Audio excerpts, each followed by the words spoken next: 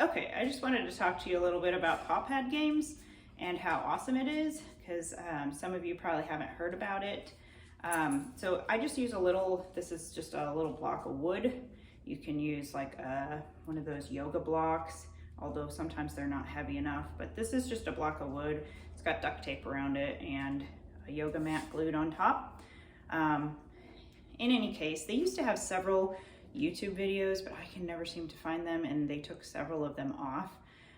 But Paw Pad Games teaches your dog proper heel position. So this is what I'm working on right now with Dove, so we're not too far along. So teaching your dog to find heel. It also helps your dog with the stay, which I'll demonstrate that in a little bit. It also teaches your dog a tucked sit. So once you've taught your dog to put their front feet up on the paw pad in heel position, then you can start teaching them to keep their front feet up on the paw pad and then sit in a sit position with their front feet staying on the paw pad. And you wouldn't believe how difficult that can be. I tried it a little bit with Dove, and we're still working on duration, so we're not really there yet, but it is a challenge to do that. But why do we want to teach our dogs to do a tuck sit? And this is not something that KSDS requires of us puppy raisers, but it is something that is beneficial probably for the guide dogs, is my guess. Mainly because if they are heeling with their dog on the left, and the dog sits when they stop, if they sit back, and if they were to have this paw pad in heel position, if they were to sit back on they would move completely back. If their paw pads, if the feet came off of the paw pad and they sat down, they would be sitting back, and their feet would come off the paw pad, and that would shift the whole harness backwards, and it would move their position completely. If the dog keeps their pads of their feet on the paw pad, and they do a tucked sit where they tuck their rear end and keep their feet on the paw pad, the dog is not moving a whole lot. So if they have a guide dog beside them and they sit in a tucked sit position, the handler's not gonna have to take 2 steps back because the dog sat and is now sitting back 2 steps. I don't know if that makes sense to you, but once you start practicing it, you will totally understand what I'm saying. So it teaches your dog a tucked sit.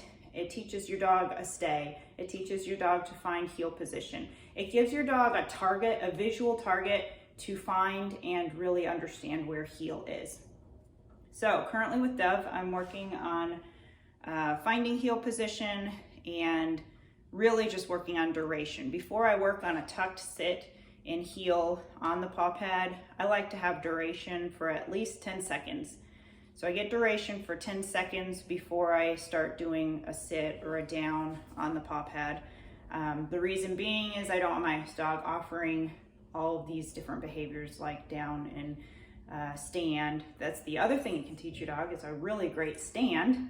So I don't want to ruin my beautiful stand stay by getting my sits and my downs in too early on the paw pad. So I am working currently on Dove, trying to get 10 seconds of duration before I'm going to start adding the sit or down with the paw pad. So I'm going to demonstrate this. She's a little further along, but in the beginning, you're just going to lure your dog and mark and reward each time the dog puts his front feet on. Sometimes you just have to guide them to put their front feet up. This paw pad is a very exciting thing for my dog, and so I would practice when you play with it or work with it. I'd put it down, but then when you're not training your dog, I just pick it up so that it doesn't become a toy or something that is of less value. This is exciting, so when it comes out, she's like, oh boy, we're gonna play paw pad games. Okay, so here we go. And I'll put it right in heel position. So why am I doing this by my counter here? Because I want her to be straight in heel position. So I don't want her rear end swung out. The other thing is I like to reward with my left hand because she's on my left side. So I try to reward with my left hand. when I give my reward, I try to have it straight on. Yes. So my dog's not, so I'm not building value for my dog staring at me like this. So I'm not treating here. If anything, I'd be treating out here so that she's not wanting to curl and tuck herself in. Okay, so I'm gonna break her off and we're gonna try it again. Dove, heel. And she can't find, there we go. You gotta go back that way. There we go, yes. So I can actually say the command. Initially, I would not give the command. Good girl. Okay, so we're working on duration, so I'm gonna count. 1, 2, 3, 4. That was very good. Good girl, very good. 1, 2. Okay, so there she broke. I'm gonna just break it off, give her a little break, and then I'm gonna try again because she's antsy and she wants her snacks. So we do have to do a little bit of timeout. 1, 2, 3, 4, 5. Oh, that was awesome. Yes. 1, 2, 3. Yes. So the other thing that's difficult for me, and you probably can't see, but okay. I try not to look at my dog and stare at my dog when he's in heel position, because I don't think that majority of handlers eventually they're not going to be staring at their dog in heel position like we are, because we're trying to get the perfect heel. Yes. So I want to look at my dog through the corner of my eye. Yes. So the other thing I can work on is stay. So I don't usually tell her to stay initially, but I can move away and do some different things, and she can hold position. Good.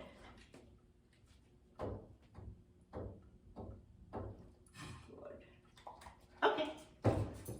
So I try to keep my sessions fairly short and fun. So you can just see some of those behaviors that I am working on. Duration, distance, stay, eventually it'll be a tuck sit. The benefit of also working on the paw pad games is, again, when you get to the stand part, that's where their most value is, because that's where I'm starting, so I'm not doing a sit right now. But when I do teach a sit, she's gonna wanna go back to the first thing I taught her, which is standing in heel position. And a lot of dogs, when you're heeling with your dog, you know, the average person is going to want to do an automatic sit at heel when you stop. But for someone who, like us, you know, are puppy raisers, we don't necessarily want to teach our dogs to stop and sit at our side when we stop. So we just want them to stop moving. So we don't really want an automatic sit. We just want them to stand nicely at our side. So this is another thing that we want to work on, is just heel and stay. Nice stand at our side. We don't necessarily have to sit or lay down. We can just stand nicely. Anyway, that's enough of my rambling. Hopefully that makes a little sense to you and you've learned a little bit about what paw pad games are a little bit about. So as I progress with Dove, I will try to post more videos. But right now, we are working on duration, and that's probably the most challenging part for me. Once we get past that, we'll be doing really good. So hopefully you guys get paw pads and you can start practicing and playing along. Bye.